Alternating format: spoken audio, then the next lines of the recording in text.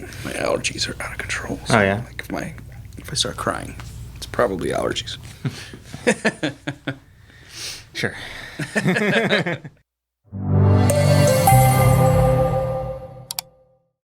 Well, hello and welcome back to Midweek Mashup. I am here once again with our lead minister, Eric Hayes. Thanks for being here every week for this series. We are continuing our Christ and Culture series with this last Sunday. And actually, our two sermons from this last week and the week before, you've said that they're kind of like a part one, part two sort of thing. And so we actually did a midweek mashup for that last sermon. Right. And you can actually go ahead and view that if you click the banner up above my head. But that actually turned out to be one of our highest viewed videos. Actually, I think our highest viewed video across our YouTube channel in just the 4 days between us recording it and posting it and then us recording today. So what you're saying is we need more controversy. Right, exactly. But this is a topic that's interesting to people. And so these two things are connected and they don't seem like it really at first. We had one that's all about politics and how Jesus addresses politics, and one about being nice to our neighbors.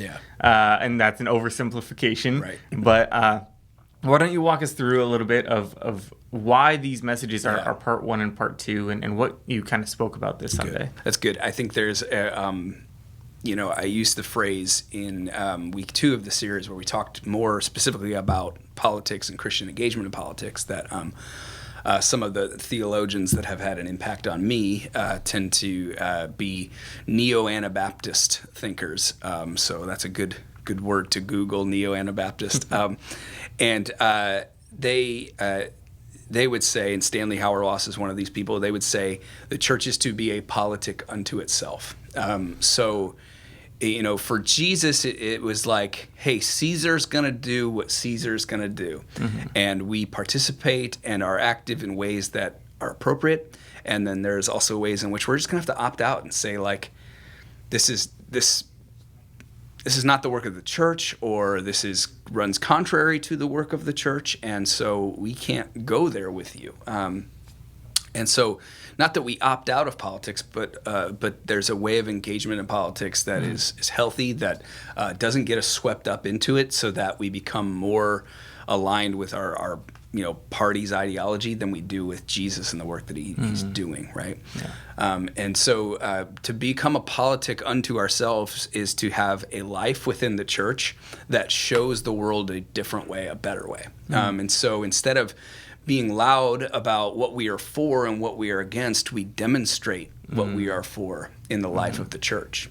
And so yesterday, I kind of made the remark that, like, it's fine to wave a banner that says you're pro-life, but does that make any difference if you're not actually invested in the lives of moms and babies in crisis pregnancies, right? And so it's, instead of waving banners about what we're for and against, to be a Jesus-shaped political movement would be to say, as a church, we're going to demonstrate what life under King Jesus is like, and show the world the gospel through our life together. And so it's a totally different way of being political than the way the world operates. And so it's again, it's not opting out, but it's saying, this work that we're doing to be a demonstration of life under King Jesus is just far more important than the boxes, the political boxes that everybody wants us to fit in. And we engage when we can, how we can, as our conscience allows us to, in the national, state, regional, local politics that are going around us. But we need to be way more laser focused on, what does that actually look like? How are we as a people shaped to demonstrate the rule of King Jesus? And all of that comes down to his ethic, which is love of God and love of neighbor. If we are a church, if we are a people shaped by that and motivated by that, that will actually have an impact on the world around us. More than telling people what we're for and against, we will actually show them what we're for by the way we live our faith in Jesus out. So, long way of saying a very simple thing, but that's how the two are connected. Yeah, no, that's good. I really enjoyed your message. I really enjoyed how you weaved Mr. Rogers into this. I didn't know that. I should have worn my sweater. I didn't know that he was an ordained minister. That's actually really interesting and really helps reframe in my mind kind of what he did on television more as a ministry than just a TV show. Yeah, for sure. But we kind of transitioned from that into the story of the Good Samaritan, which I think if you've been coming to church for some time, you'll know and you'll recognize and you'll say, oh, there was a guy and he didn't help, and another guy and he didn't help, and then the third guy did help, and so go third guy. But we kind of talked about a little more in depth why these people were important and why it was so crucial that these people would pass by and the third would help. And so if you want to go view that message, I won't go through the whole thing that you preached on Sunday, but you can go ahead and click the banner and hear more about that.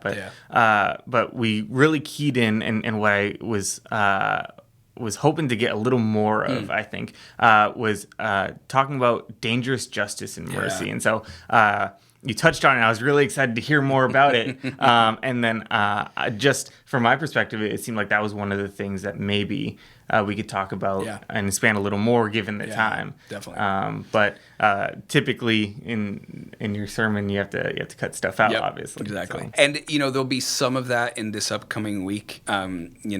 There's a big, the first 3 weeks are kind of like shaping a little bit of an imagination for how we might interact with the world around us. This last week is going to be the why, which is all around, God has chosen a church, not just little C church. Fremont Community Church is a little C church. We're part of this big C church, this global, church that spans 2,000 years in the whole globe, right? And he's chosen us for a reason. And what is that reason? And dangerous justice and mercy is a feature of a church that is on mission. That we see a world that is in desperate need of hope and reconciliation. And we've become convinced that hope and reconciliation is only found in Jesus Christ, right? And so, again, getting back to being a church that demonstrates the rule, the reign of Jesus Christ, is to be a place that sees what's wrong with the world and tries to do something about it. And so when we see, homelessness as a problem in our city, we pray and we ask God, is there a way that we might make a positive contribution here, that we might enter into people's lives who are unhoused and find ways to tangibly show them the love of Jesus. We're not talking about waving a magic wand and fixing homelessness across the globe with some easy answer, because it doesn't exist. But we're saying, how do we have proximity with real people going through these real things, to stop seeing issues and seeing people, and then stepping into relationship with those people to bring about justice and mercy in their circumstances. The reason why we say dangerous, and I mentioned this yesterday, is because it costs us something. If we want to live comfortable, easy lives, then we won't focus on justice and mercy at all, or we'll, try to find the most, palatable way of doing that makes us feel better about ourselves. But for our local church, it's actually discerning what's going on locally. Where is there brokenness that Jesus wants to bring reconciliation, and is there a part that we can play to help with that reconciliation?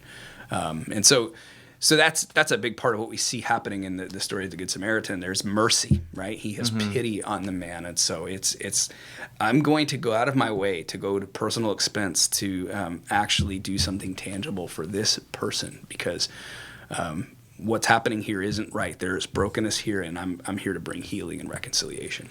So there's ways we already do this, and that's exciting. We're involved with Compassion Network, which is a network of churches that are trying to see justice and mercy take root here in the Tri-Cities, right? And so there's ways in which we're in relationship with folks who, for financial reasons or mental health reasons or life circumstance reasons, there's brokenness going on. And so we enter into that with them. Yeah.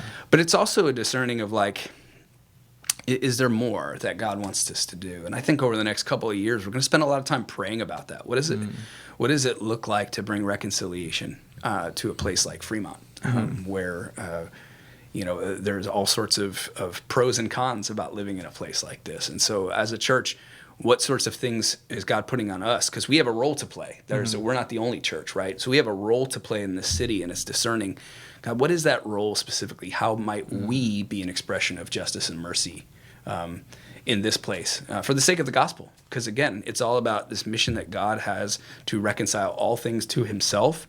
And so we want to bring glimpses of it everywhere that we can so that people can catch that vision for what God's doing in the world and say, hey, this gospel is good news, and I want to be a part of that. I want that for me, and I want to play my part in that.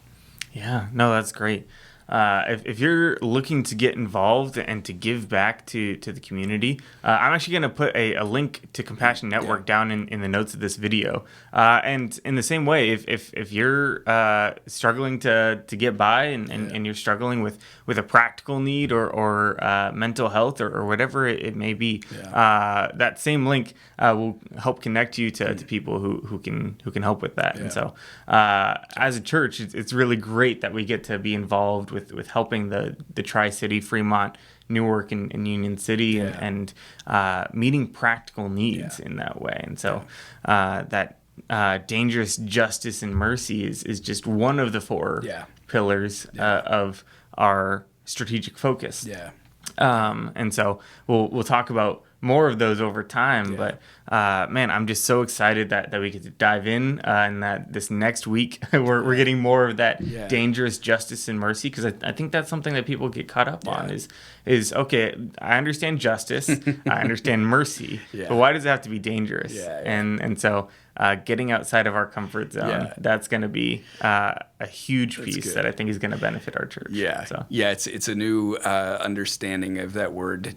It's not a new understanding. It's just when we hear dangerous justice and mercy, we're not asking people to go and get in like knife fights for Jesus, like that kind of danger. It's the kind of danger that like pushes us out of our comfort zone and causes us to be stretched, and there's risk and cost involved, but it's worth it because. And this is what if I could close with any remarks today, it would be the reason it's worth it to go to these places and to serve and love people in a way that stretches us and makes us uncomfortable is because that's exactly where Jesus is. When we look to what Jesus' ministry was, who he spent his time with, he spent not very much time trying to impress impressive people. Right. He spent most of his time with the broken, the hurting, the sinners, the worst of the worst, the poor, the outcast, all of the above, right? The sick, he healed lepers, all of these things. And so when we go and we do these things, we experience Jesus in a really profound way, and I don't think there's any secret to it other than this is exactly where Jesus would be if he was here with us in the flesh now. Yeah. And he is here with us by his Spirit. And so we can sense his presence and the power of that kind of ministry when we're there, because that's exactly where he would be. It's exactly where he is. Wow. Yeah, that's great. Well, thank you for joining us for another Midweek Mashup. And thank you for joining us online. If you want to hear more from Pastor Eric, you can go ahead and click the banner, and we will catch you next week.